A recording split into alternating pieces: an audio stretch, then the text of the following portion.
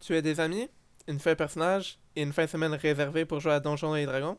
Mais problème, tu ne sais pas comment le combat fonctionne. Ne t'inquiète pas, voici un guide qui va t'expliquer les bases du combat dans Donjons et Dragons 5e édition. L'initiative est une statistique que votre maître du donjon va demander de rouler au début du combat.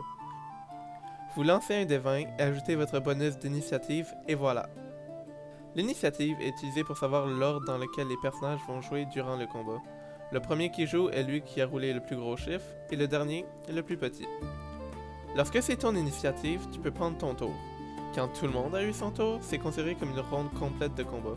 La prochaine ronde peut recommencer au début de l'initiative. Chaque ronde dure 6 secondes dans l'univers pour les personnages. Ton mouvement est limité à la vitesse de ton personnage noté sur ta fiche. Tu peux bouger avant ou après avoir pris ton action. Tu peux aussi bouger, prendre ton action et continuer ton mouvement après. Chaque case représente 5 pieds, donc pour savoir combien de cases ton personnage peut bouger, tu divises sa vitesse par 5. Certaines espèces et monstres ont différentes vitesses. L'action que tu prends est l'action principale que ton personnage va faire durant son tour. La plupart du temps, tu vas l'utiliser pour attaquer ou lancer un sort, mais tu peux aussi l'utiliser pour courir, désengager, esquiver, aider un allié avec une action, se cacher, utiliser un objet ou préparer une action à réaliser plus tard. L'action bonus n'est pas quelque chose qui est disponible à tous les personnages, mais seulement lorsqu'une habilité le précise, telle que la rage du barbare, la forme sauvage d'un druide du cercle de la lune, ou une attaque avec ta deuxième main. Tu as seulement le droit à une action bonus par tour. D'autres actions simples telles que parler, ouvrir une porte ou déposer un objet ne devraient pas utiliser une action ou une action bonus, mais vérifiez avec votre maître du donjon pour autres actions similaires. Les personnages ont aussi des façons pour agir même si ce n'est pas leur tour appelée une réaction. Comme ton action est ton action bonus, tu as seulement une réaction par ronde de combat. Seulement certaines habiletés te permettent d'utiliser une réaction et il y a souvent une réaction à l'action d'un autre personnage. Les réactions sont souvent utilisées pour faire une attaque d'opportunité contre quelqu'un qui sort de ta zone d'attaque au corps à corps. C'est pour ça que l'action de désengager existe et est importante. Les attaques normales sont faites soit au corps à corps ou de loin. Les attaques au corps à corps sont généralement faites avec des armes comme épée, dague, hache et autres, mais des monstres peuvent aussi faire des attaques au corps à corps avec des parties de leur corps comme tentacules, pattes, mâchoires ou autres membres de leur corps.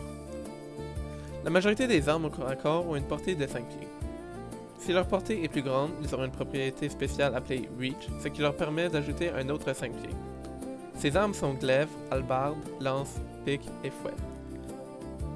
Mais pour les attaques des monstres, la description va dire la portée que l'attaque peut avoir.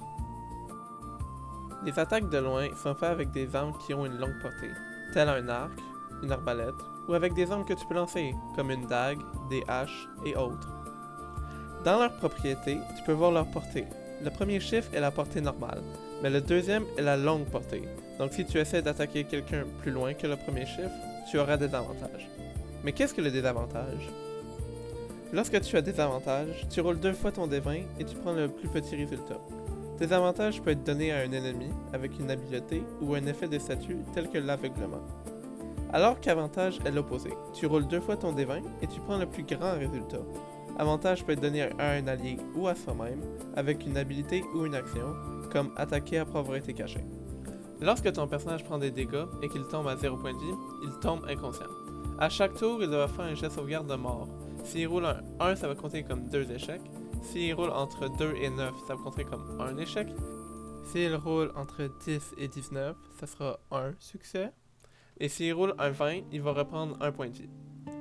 Si tu réussis à avoir 3 succès, ton personnage est stabilisé et tu ne fais plus de jet de sauvegarde jusqu'à ce que tu reprennes des dégâts. Mais si tu as 3 échecs, ton personnage meurt. Il peut aussi mourir si le montant de dégâts qu'il a reçu est égal à son nombre de points de vie maximal plus son nombre de points de vie actuel.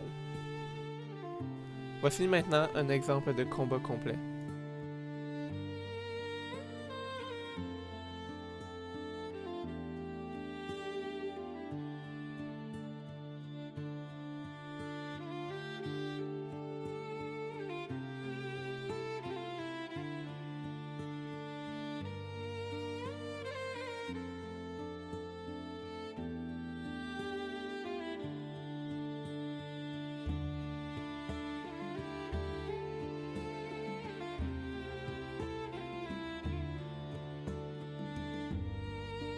Félicitations! Avec tout ça, vous serez prêt pour votre première game Donjon Dragon et le combat. Je vous souhaite une bonne game.